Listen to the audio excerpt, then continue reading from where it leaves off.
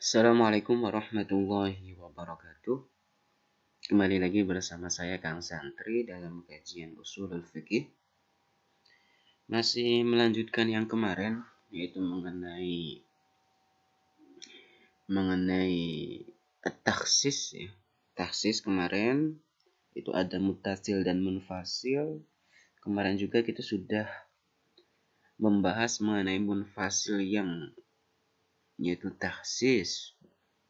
Tahsisul kitab bil kitab, tahsisul kitab bis sunnah, tahsisus sunnah bil kitab. Nah, masih seputar kemarin kitab bis sunnah, sunnah bil kitab, kitab bil kitab, sunnah bis sunnah ya. Nah, sekarang kita masuk ke tahsisul kitab was sunnah bil qiyas ya. Jadi boleh mentahsis Al-Quran dan sunnah hadis itu ditahsis dengan kias. Kias itu ya menganalogikan, ya, mengkiaskan. Atau dilihat ilatnya sama atau tidak kias. Wa tahsisun nutqi bil kias. Ya, boleh mentahsis nutq itu ucapan bil kias dengan kias. Nah, wa na'ni bin nutqi yang kami maksud dengan nutqi ucapan yaitu apa? Yaitu qaulallahi ta'ala wa qaular rasuli sallallahu alaihi wasallam. Yang dimaksud dengan nutqi di sini yaitu berupa firman Allah dan sabdanya Rasul sallallahu alaihi wasallam. Ya. Jadi boleh ya, mentaksis Al-Quran dan Sunnah dengan kias ketika Al-Quran dan Sunnahnya itu menunjukkan makna umum, ya. Belum spesifikasi, ya. belum muqayyad, ya. Boleh ditaksis dengan kias.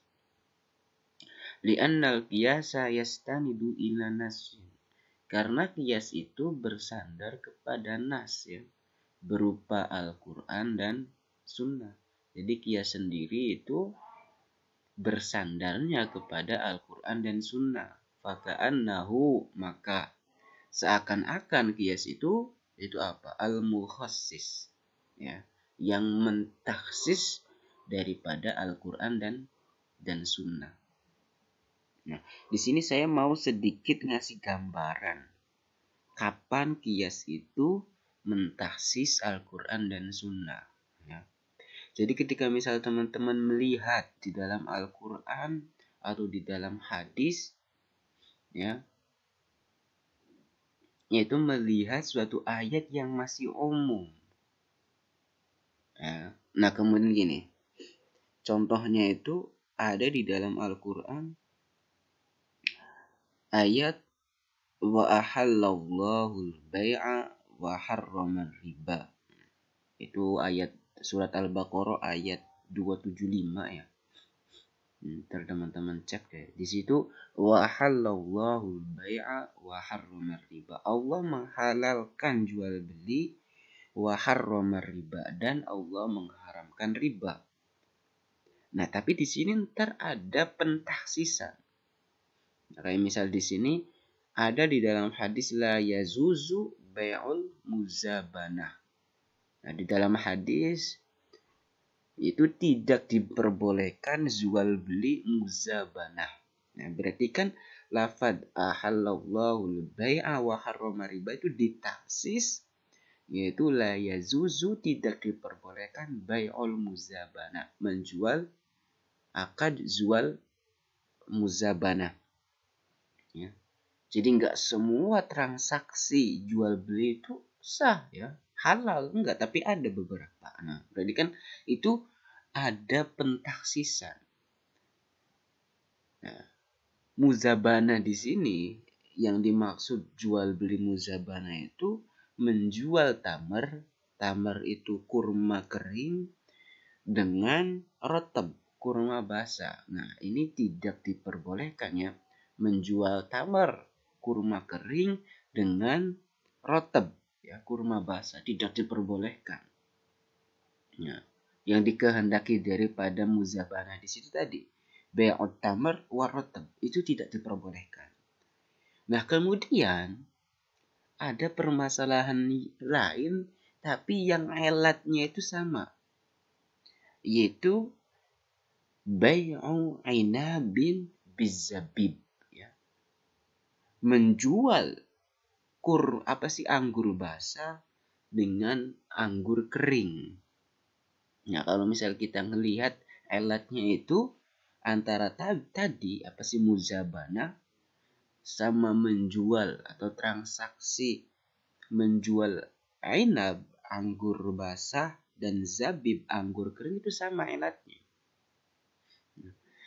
Tapi di sini ainab dan zabib tidak disebutkan, ya, baik di dalam Al-Quran ataupun hadis. Nah, tapi kalau dilihat alatnya itu sama. Nah, karena